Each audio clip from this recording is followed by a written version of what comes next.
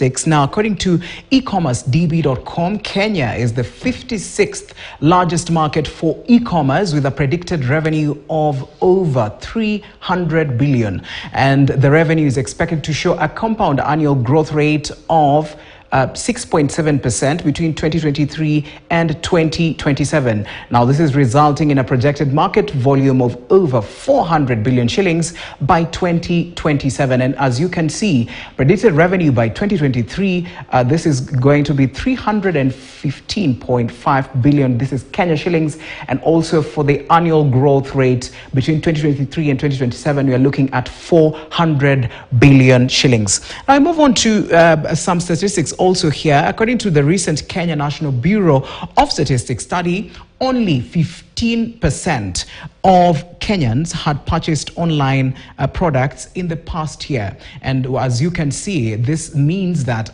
not very many Kenyans are really embracing this. And one of the key challenges facing the e-commerce platform in Kenya, as we can look, of course, lack of trust among consumers. This is also one among the challenges. Logistics and infrastructure is also another big challenge that we have. And then we have the cost of technology is really high, and also cyber security. As you can remember, some few weeks ago, last month also, we had some issues with cybersecurity when it came to Naivas. We also moved to another issue here where we are going to be looking at the e-commerce platform. We are going to be looking at the trends, e-commerce platform trends in 2023, increase in mobile commerce, and this is the convenience that comes with mobile shopping, which has attracted more consumers to take advantage of this issue. And as we can see, Kenya right now, people are moving into the smartphone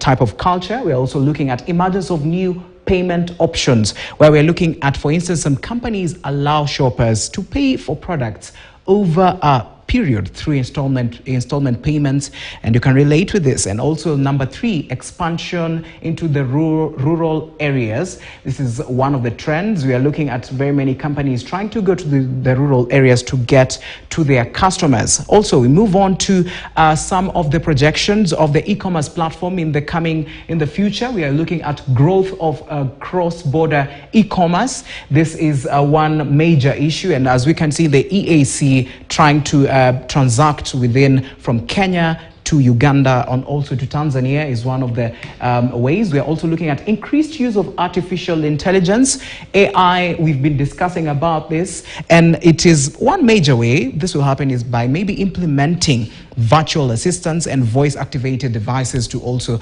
accelerate the use of artificial intelligence. And also, lastly, expansion of the e-commerce into new industries. And when we talk about new industries, let us look at the health sector. Let us look at the education sector, where we are trying to increase the accessibility of education and also medical medical facilities rather into these areas. And now with this, we're going to be looking at the conversation and also looking at the future of this. And joining me is Caroline Mutuku. Thank you so much for joining us. She is the general manager for Glovo, and which is a platform that is really embraced this e-commerce platform. Thank you so much for joining us on Business Today. It's a pleasure to be here. All right. Now, let us just, from what we've seen, the statistics that we've looked at, we are looking at, for example, last year, 15% of Kenyans were able to buy products online.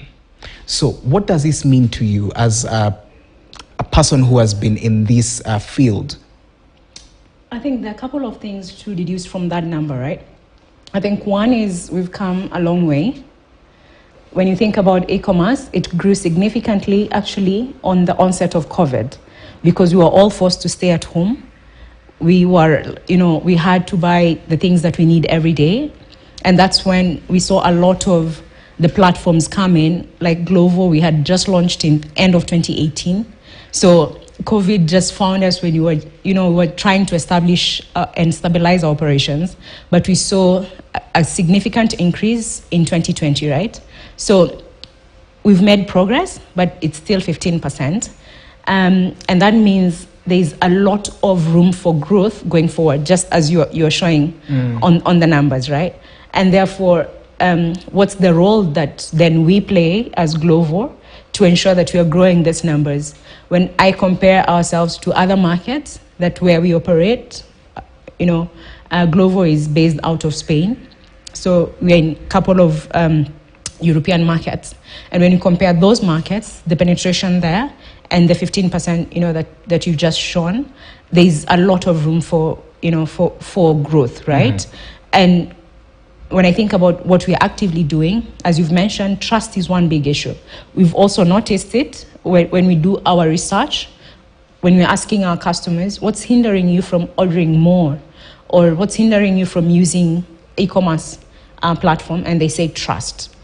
And so if you look at most of our adverts now, they just don't talk about, promos and stuff like that, which are important, but we are focusing on ensuring that the customers can actually trust the platform.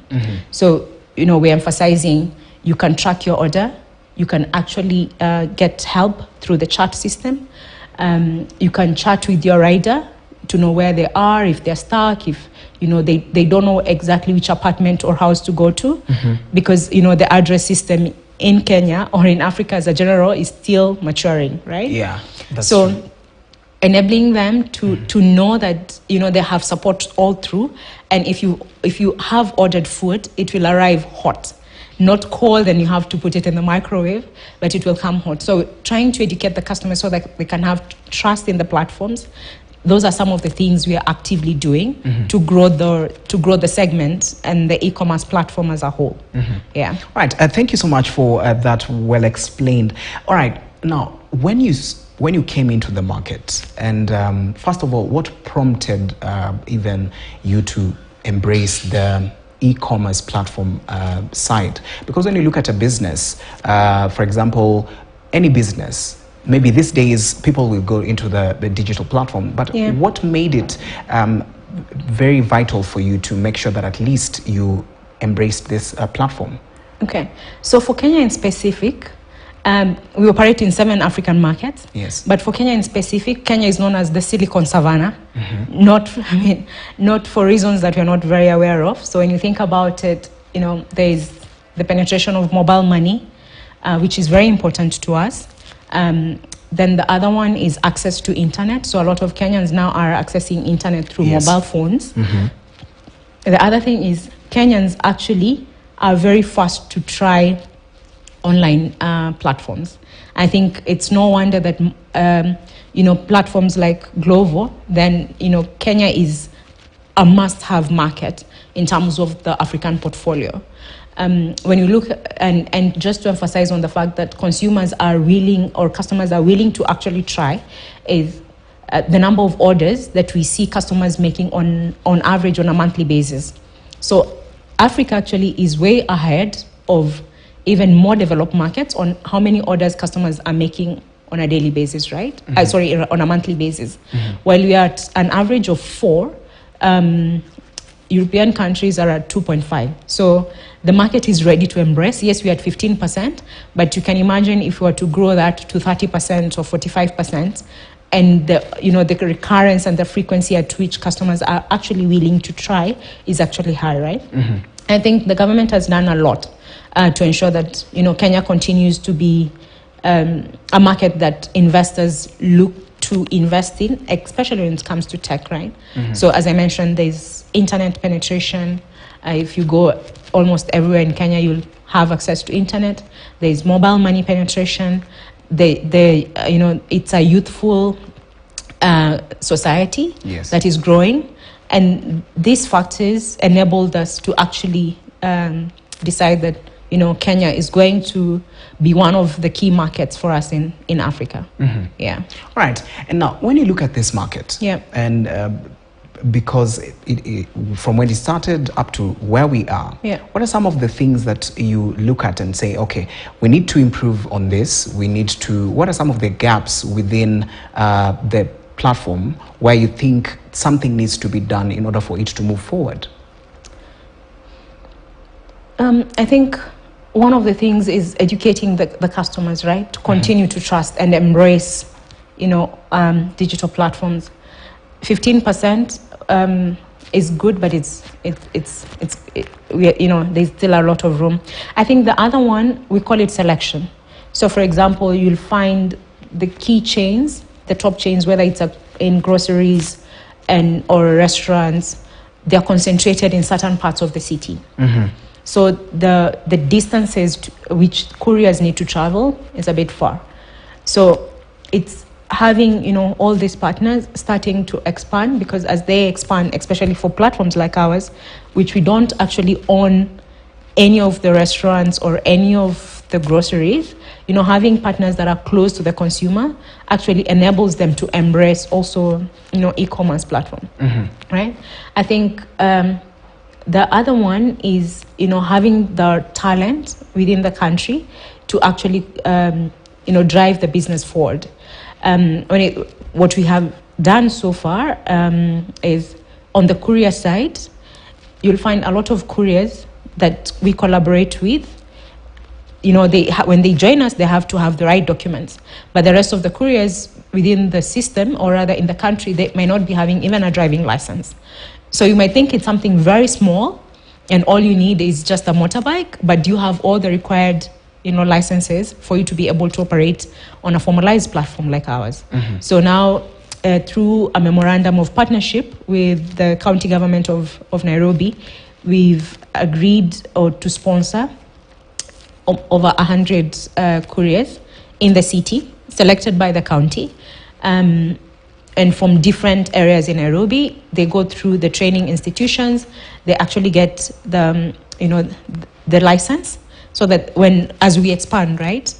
Because internally we project that the formal platforms are growing between 20 to 30%. So faster than what is actually expected, right? Looking at last year, looking at the years that are coming, we expected the former platforms to grow 20 to 30%. And therefore, if we are growing at that rate, we'll need to collaborate with more couriers, and therefore we need, couriers that are actually trained, something very basic, but super important. The other one is, still talking about talent, is having young men and young women who can work with us to support us, to support our customers. So when you go to the Glovo app, you have the help, the help chat or button. And the interesting thing is, Kenya is the center of excellence for all English-speaking Africa, where we have over 70, 80 young men and women who support, our customers, right?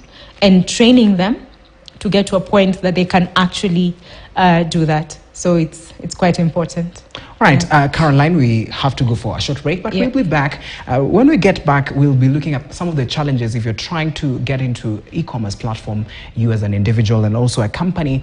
And just stay with us. We'll be back.